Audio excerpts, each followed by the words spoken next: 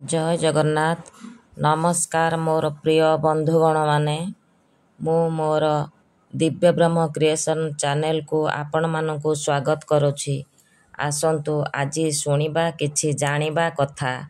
विपद समय रे एही मंत्रटी जप कले सबु विपद टळी जाइथाय। एहा जानिबा पाई भक्तगण माने मोर दिव्य ब्रह्म क्रिएशन चैनल को लाइक शेयर एंड सब्सक्राइब करंतु। बंधुगण, आपणकर उपरे किछि भी संकट थाउ ना काहींकि जदि से संकटरू मुक्ति पाइबाकू चाहुचंती तेबे एही मंत्रटीकू 11 थर जप करंतु। आपणकर केही भी किछि क्षति करिपारिबे नाही। मंत्रटीकू ध्यानर सह शुणंतु।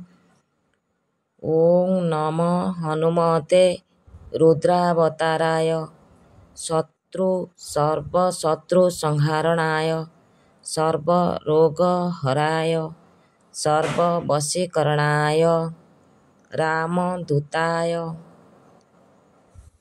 सांगमाने एबे शुणंतु एमिति आउ किछि जानिबा कथा।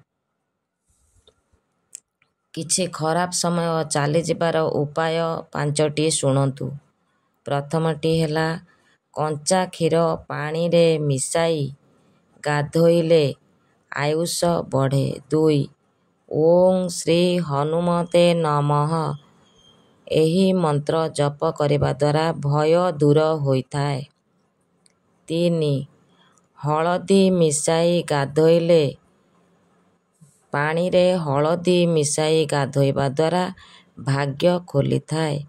4 पानी रे गुजराती गुंड मिसाई गाधोइबा द्वारा खराब समय दूर होइथाय। पानी रे लूण मिसाई गाधोइले अटक थिबा काम दूर हुए।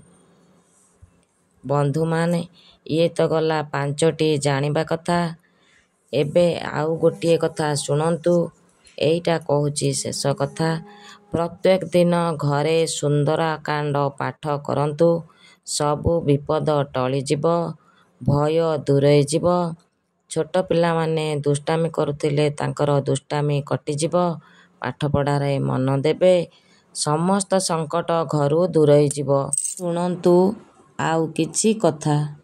देवता मानक मध्यरे महादेव श्रेष्ठ, जीव मानक मध्यरे मनुष्य श्रेष्ठ, पुष्प मानक मध्यरे पारिजात श्रेष्ठ, सर्प मानक मध्यरे बासुकी श्रेष्ठ, हितकारी मानक मध्यरे पिता श्रेष्ठ, पर्वत मानक मध्यरे हिमालय श्रेष्ठ, कपि मानक मध्यरे हनुमान श्रेष्ठ, तृण मानक मध्यरे दुब श्रेष्ठ, अप्सरा मानक मध्यरे उर्वशी श्रेष्ठ, शिल्पी मानक मध्यरे विश्वकर्मा श्रेष्ठ। एही 10टी कथा मने रखंतु। बंधुगण, आजी पाई एतिकी। पुणी आसीबी आउ गोटिए सुंदर नुआ वीडियो नेई।